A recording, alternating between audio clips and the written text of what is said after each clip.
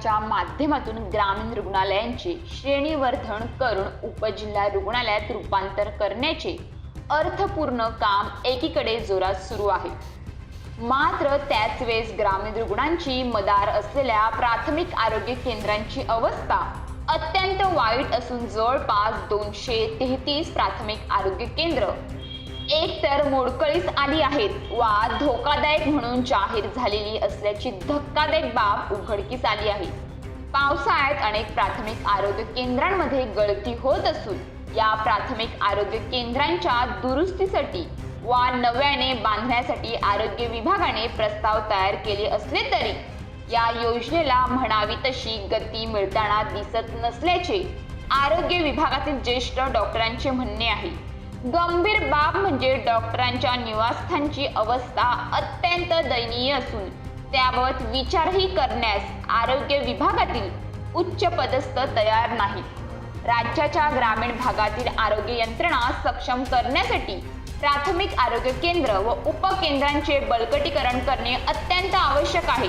या दृष्टिकोनातून राज्यातील सध्या असलेल्या प्राथमिक आरोग्य केंद्रांचा आढावा घेऊन अहवाल सादर करण्यात तसेच नवीन आरोग्य केंद्र कोठे स्थापन करण्याची गरज आहे ते निश्चित करण्यास काही महिन्यांपूर्वी आरोग्यमंत्री तानाजी सावंत यांनी विभागाला सांगितले होते. त्यानुसार आरोग्य विभागाने अहवाल तयार केला असून राज्यातील आरोग्य विभागाच्या 1906 प्राथमिक आरोग्य केंद्रांपैकी तब्बल 233 प्राथमिक आरोग्य केंद्रांच्या इमारती मोडकळीसला आल्याचे वा धोकादायक झाल्याचे स्पष्ट झाले आहे. शिवाय बहुतेक आरोग्य केंद्रांच्या ठिकाणी पावसाळ्यात मोठ्या प्रमाणात गळती होत असल्याने रुग्णांवर उपचार करणे कठीण होत असल्याचे आरोग्य विभागाच्या डॉक्टरांनी सांगितले. प्राथमिक आरोग्य केंद्र ही ग्रामीण आरोग्याचा पाया असून गाव खेड्यातील रुग्णांसाठी ही आरोग्य केंद्रे मोठा आरसा असतात. बहुतेक आरोग्य केंद्रे ही अत्यंत जुनी झालेली असून नव्याने या आरोग्य केंद्रांच्या इमारतीची बांधणी करण्याची गरज असल्याचे डॉक्टरांचे म्हणणे आहे. ठाणे जिल्ह्यात 6 प्राथमिक आरोग्य केंद्रे मोडकळीसला आली आहेत अथवा धोकादायक स्थितीत आहेत. या सर्व केंद्रांमध्ये गळती होत असते.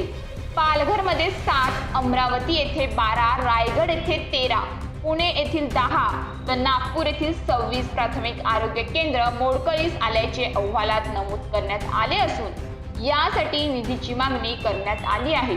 तर धोकादायक प्राथमिक आरोग्य केंद्रांच्या ठिकाणी नवीन केंद्र युद्ध पातळीवर उभारणे आवश्यक असून आरोग्य विभागाच्या ज्येष्ठ डॉक्टरांच्या म्हणण्यानुसार अनेक ठिकाणी प्राथमिक आरोग्य केंद्रांचे नव्याने करण्यात आले आहे तर काही ठिकाणी बांधकाम सुरू आहेत.